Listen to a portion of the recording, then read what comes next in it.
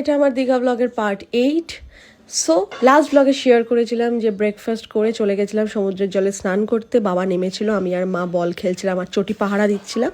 তো যাই হোক, তারপর হোটেলে ফিরে চলে আসি একবারে লাঞ্চ করতে। লাঞ্চ সেরে দিয়ে 1 ঘন্টার ঘুম, যেটা দরকার, ভাত ঘুম বাঙালির। তো তারপরে একবারে রেডি হয়ে বেরিয়ে পড়ি ওল্ড দীঘার উদ্দেশ্যে।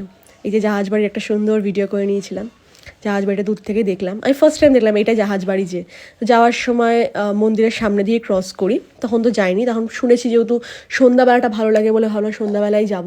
তো তখন সবে ওল্ড দীঘা আসলাম, এসেই আন্টিটা একটু ব্যাগ ফ্যাগ কেনাকাটি করছিল।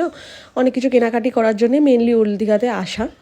নিউ দীঘায় একটু দামটা মনে হচ্ছিলো বেশি, but then also old Digha আসার পর আমার মনে হলো না কোনো দাম কমের কোনো সিন আছে। এখানেও সেম, উল্টে বেশি মনে হলো আমার। তো এই চুড়িটা আমাকে আন্টিটা কিনে দেয়, আমার নিজেরই পছন্দ হয়েছিল। টাকাইতে গিয়ে আমাকে আটকে দেয় যে না, টাকাইতে হবে না। তারপরে দেখলাম এখানে ক্রিসমাসের জন্য বেশ সুন্দর করে সাজানো জায়গাটা। তো তারপরে চলে গেছিলাম জগন্নাথ মন্দিরে। তো জগন্নাথ মন্দিরটাই মেন উদ্দেশ্য ছিল, যেহেতু দীঘায় যাচ্ছি, জগন্নাথ মন্দির এখন ফেমাস হয়েছে।